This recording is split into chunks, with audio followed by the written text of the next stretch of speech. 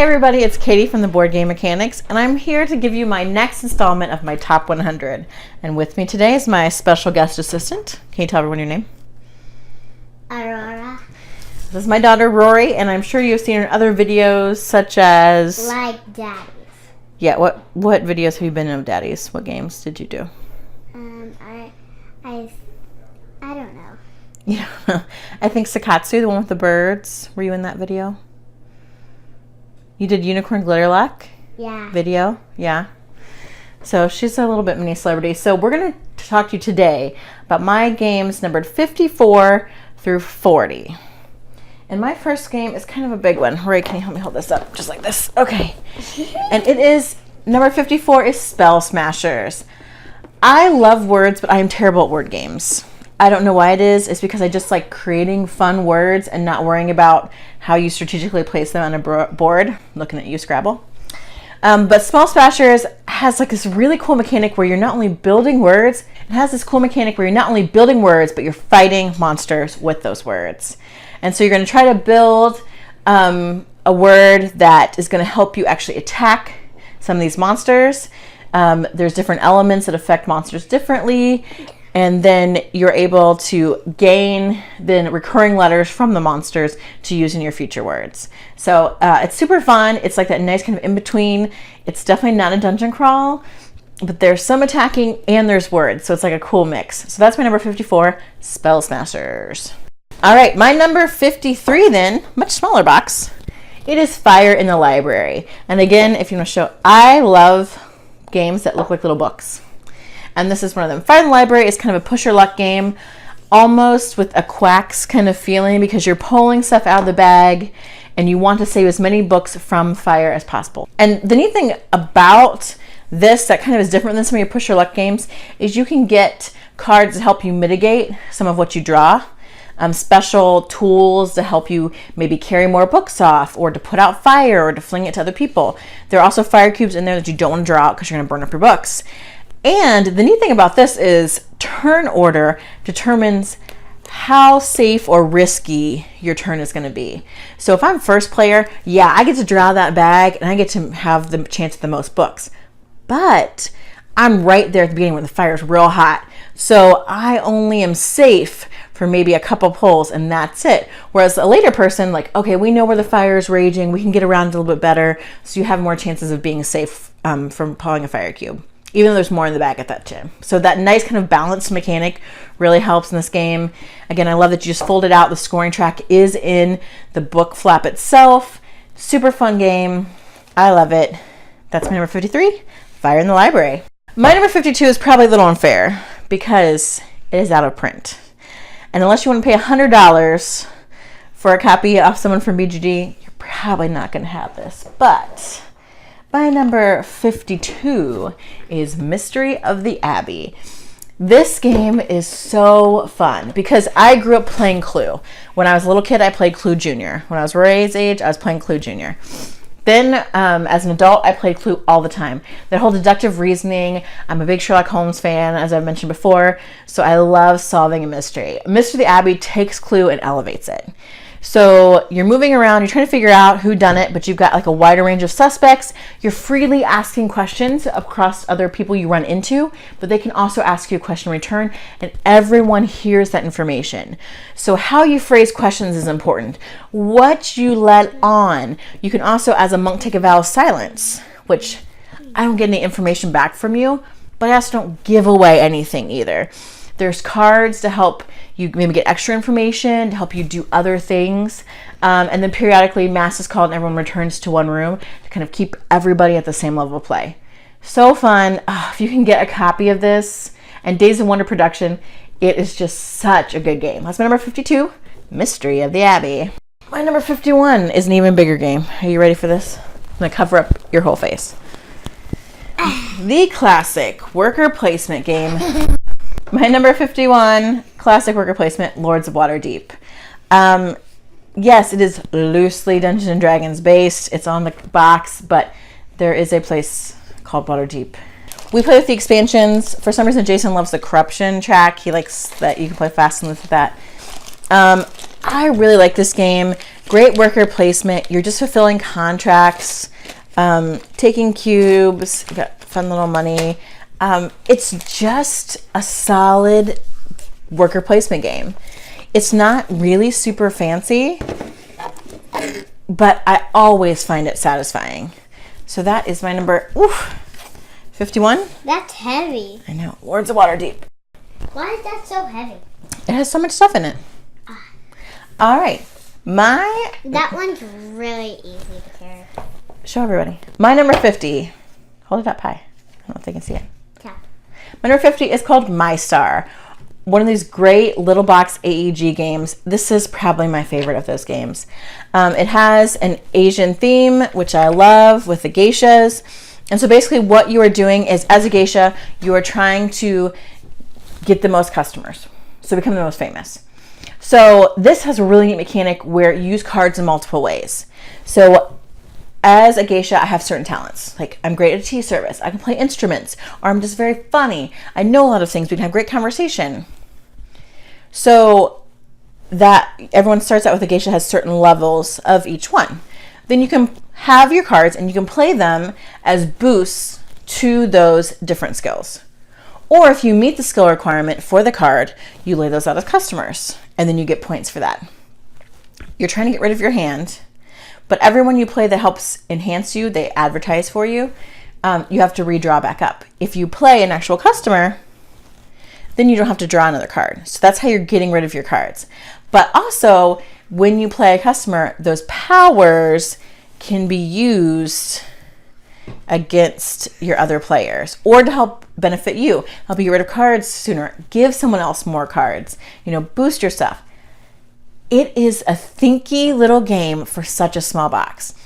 The one downfall is it's 3-player minimum, which is sometimes hard to come by, but this game is so great and so underappreciated. So that is my number 50, Mai Star. All right, my number 49 game is what I think super underrated, a great drafting game, and that's Bargain Quest.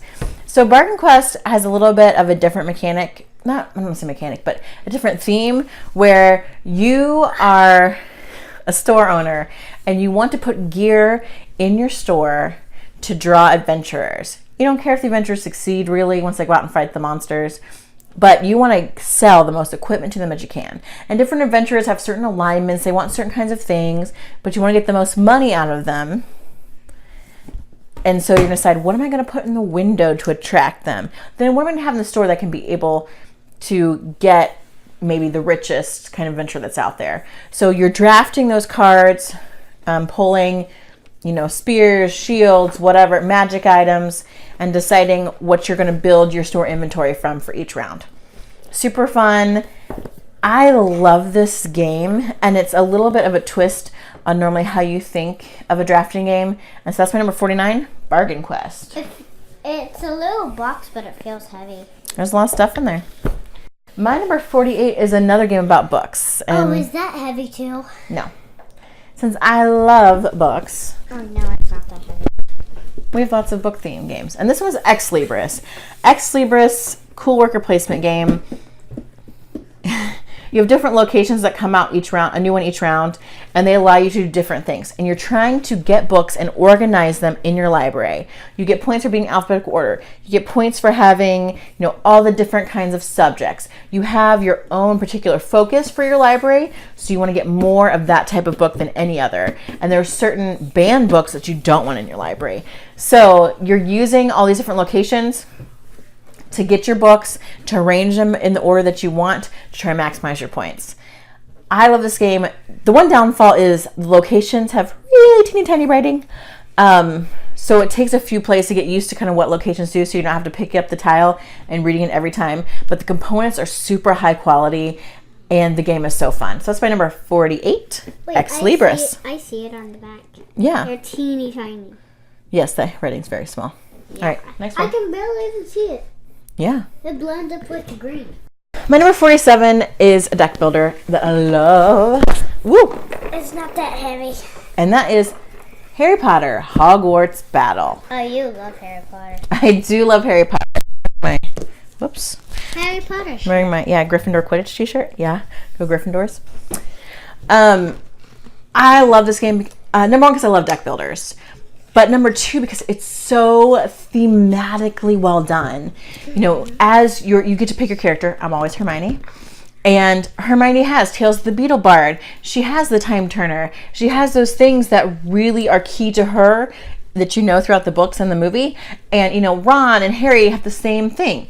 Then when you're defeating everybody, like the people that you attack, who they come out, the cards that come out, the allies, what different cards synergize with what, really fit around the theme. As you play through the different chapters, we just play all in all the time, so it's incredibly difficult. But again, very thematic. To defeat Voldemort, you have to get rid of all the Horcruxes before you come after him. Very much like the book. It's so great. It's so fun. It's so hard, but you'll have fun with your friends. Like, okay, does Ron have his Birdie Bath beans? I need some help over here. Like, it's so easy to get into. I love it. My number 47, Harry Potter Hogwarts Battle. It looks like a trunk. My number 46 is sticking with kind of the high fantasy theme that I mentioned with Bargain Quest earlier, and that is Role Player. This is one of those dice drafting, dice placement games, which Sagrada is the other one that's huge that came out fairly similar around this time. But for me, this just works better. It's because the theme makes sense. So Sagrada, super just straight abstract. You're just putting dice in based on the numbers that are dictated by your card. Role Player is not like that. So you're taking the different dice and you want them to make the best adventurer character that you can. So even if you're not familiar with D&D, you can understand, like, okay, I need to get my strength up to this certain number, or I need to get, but each type of character you have, like elf and orc or whatever, they have the strengths that you would get from that kind of race if you're playing like a role-playing game, which I love that, because that thematic twist is amazing. Also, the dice have different colors, so they allow you to do dice mitigation. So it's not just you take what you get. There's lots more changes to change things around, to move them, to flip dice. I don't even have the expansions yet, and still this game is number 46 on my list, and I think it will only go higher with the expansion. So that is 46 Role Player. Yeah. It's a little bit heavy.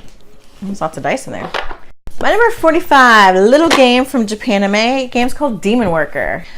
Demon Worker is a just basic worker placement game.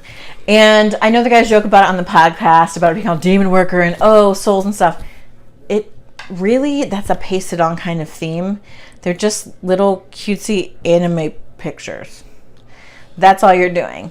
So you're taking one type of resource, you're turning it in, you're sending your workers out to these different places in order to be able to fulfill the requirements of the cards in front of you to be able to get more points. But it is like a cute looking game. It's everything's really tight in this one because you have to pay more food in order to go to a space someone else has already been in, but you're trying to leverage, like, okay, what do I need? You can only have so many, you have to actually pay to have some of your workers. So you're trying to decide, okay, what am I going to exchange for these workers? Can I get an engine going to help me supply to get more workers? It's very difficult to kind of get as many workers as you really want in this game in order to get all the resources you need to fulfill like your funny little gold cards. But that makes it like a really unique kind of game. And it's so fun, super simple. It's been around for a while, so some people who are not with it have just now gotten on the Demon Worker train, but it's been good. I know Jason has a review for it, but that is my number 45, Demon Worker. All right, on to number 44. Number 44 is, I think, the new quintessential gateway game, and that is Century Spice Road. Now, Eastern Wonders was okay, and I do really like Century Spice Road: A New World, but I do really like just the original Century Spice Road. The components were great. It's easy to teach. We brought so many people into the hobby with this, like straight out the box.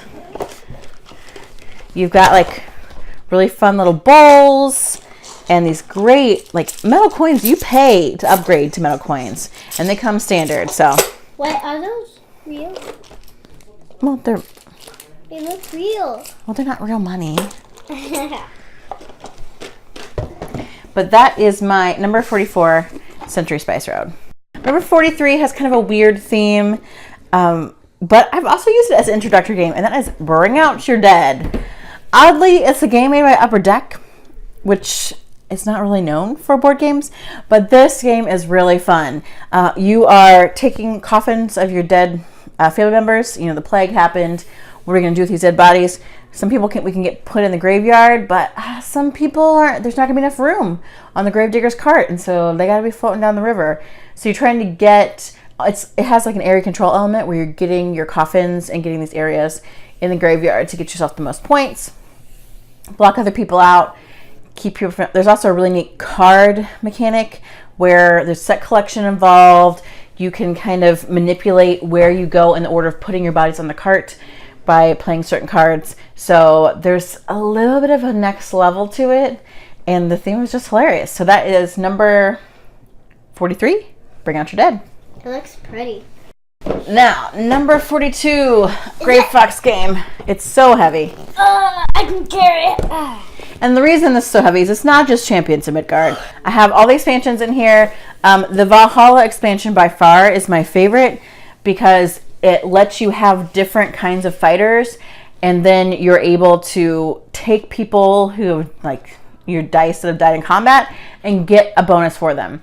A lot of people, I think, don't like this game because they feel that it's a lot of luck and chance when you're rolling the dice. But I think with Valhalla expansion, it makes it so you have a new kind of goal to work towards if the dice just aren't in your favor. So Champions Midgard, classic worker placement, you're fighting baddies to reap the rewards. Just pillage and plunder there as Vikings. So that's my number 42, Champions of Midgard. There's a lot packed in that game. My number 41 is probably one of the heaviest games so far, and as my list continues, you will see more games that are this intricate. Oh, I can carry that. All right. This box is so pretty. Yeah, it is. We also have expansions for this one, too. That is, my number 41 is Trickerion. Can we see what's inside here? Yeah, we can see what's inside. I like Trickerion for a lot of different reasons. One being it uses a theme that I think is really overlooked in games. And that's this really neat magician theme. It's got really cool components because as a magician, you get your own workbook, which shows you the different magic tricks that you can do, what's required for each of them. It has this really neat artwork. And it has these really pretty dice. You've got cool dice that let you dictate your actions. So it's a program. Yeah, so it's a programming game in that you're deciding, okay, where am I going to send my workers? You're getting different kinds of specialists who can do certain kinds of things to get you the material you need to pull off a great magic trick. Then you actually perform it for points. Lots going on here, but really fun. So that's number 41, Trickerion. Last for the set is probably my highest co-op game. Let me check real fast. Yeah, this is my highest cooperative game, and that is Black Orchestra. This game is so great. I don't love co-ops, but I love this game because the theme is so, it just comes alive. You really feel like it's tense. Are we going to be able to defeat Hitler? He's moving. He's taking stuff away from us. Another one of our comrades got in jail. Okay, do you have the stuff to get the shoe bomb? I don't know. The SS stopped us. The Gestapo. What are we going to do? Really tense. I have won it a couple times, so it's not impossible, but it is very difficult because each time it was like either we won or everyone went to jail and we lost. So the tension is high and it feels like you really are planning this government rebellion. And everyone has their abilities, so you're all working together and it starts out kind of slow and then all of a sudden it snowballs. People are getting to jail, you're suspicious, you've got stuff, you're trying to pull off plots. It's nuts. So good. My number 40 is Black Orchestra. Okay, so let's recap our list from number 54 to 40. Number 54 was Spell Smashers. Number 53, Fire in the Library. 52, Mystery of the Abbey. 51, Lords of Waterdeep. 50, Mai Star. 49, Bargain Quest. 48, Ex Libris. 47, Harry Potter Hogwarts Battle. 46, Role Player. 45, Demon Worker. 44, Century Spice Road. 42, Champions of Midgard. 41, Trickerion. And last at 40, Black Orchestra. Yes, ma'am. And I have on my Kindle Harry Potter game. Okay, I don't think it's the same one, but we all like Harry Potter at this house. It's like a game you have to get. It's like Legos. Oh, okay. I do like the Lego Harry Potter game. All right, so that's been my 4th installment of my top 100 list for numbers 55 to 40.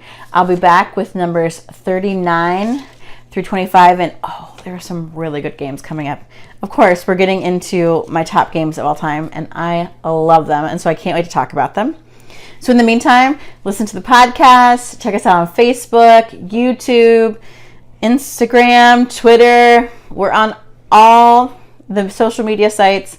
Drop us a line, join the Riveted group, and keep gaming. Got anything else to say? No? All right, I've been Katie. Say your name. Look at the camera. I'm Rory. All right. Thanks, guys. Keep gaming.